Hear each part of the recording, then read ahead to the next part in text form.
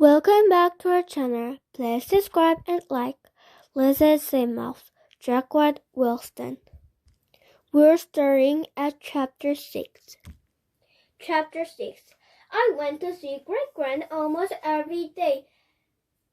I always played with Alice and Sophia and Claude and Edward and Clementine. Sometimes we had those tea parties.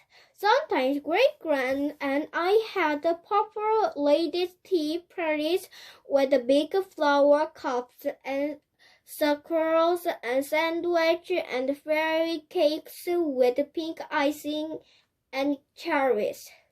Great-Grand let me cut up my sandwich and cake to share with Alice and Sophia and Claude and Edward and Clementine. Once, Rory and Jack came too. Rory was a polite Great-Grand, but he kept yawning, and when he got home, he ran all around the garden like crazy, leaping and whooping.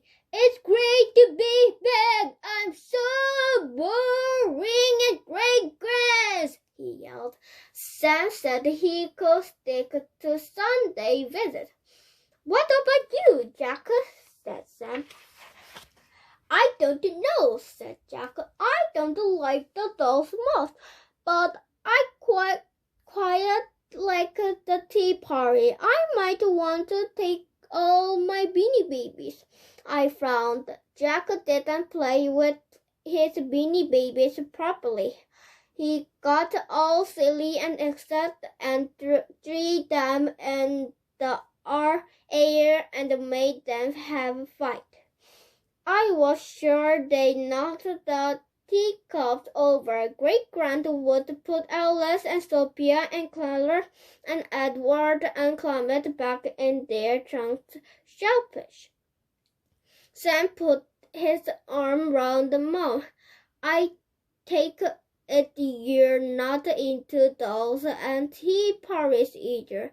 "No way! Those I'm ever so glad Lizzie gets on so well with your gran. I'm a bit scared of her," said Mom, giggling. "Don't worry, she's practically me," said Sam. "She can be seriously scary," said she. She's so frowny," said Jack. "Well, I like her," I said.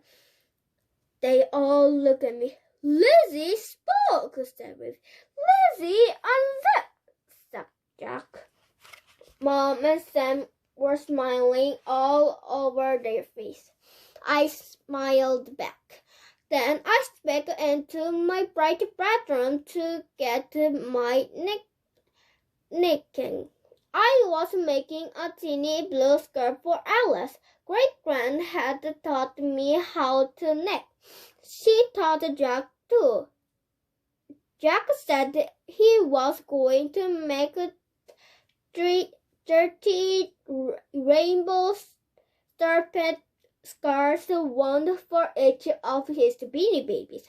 But he only done 5 rows of the first scarf so far. I'd nearly finished mine, but I seemed to have dropped several scarves somewhere. I need to see Great-Grand to ask her to fix it. We were going to see her on Sunday, the whole family, but on Friday night there was a phone call. It woke me up. I heard Sam on the phone. He sounded very worried. When I peered out of my bedroom, I saw his face was crinkled up the way Jack looks when he's about to cry. "Oh dear, Lizzie, something very sad has happened," said Sam, coming up the stairs. He put his arm round me. "It's poor Great-Grand.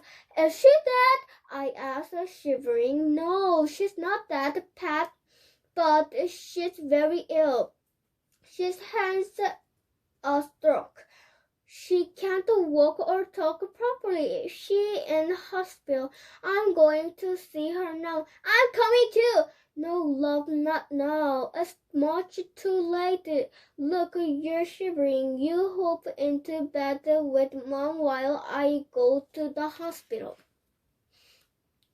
Mom cuddled me close and told me to try to go back to sleep, but I couldn't. I kept thinking of Great Gran lying on her back in a hospital bed, unable to walk or talk, just like one of those in the truck.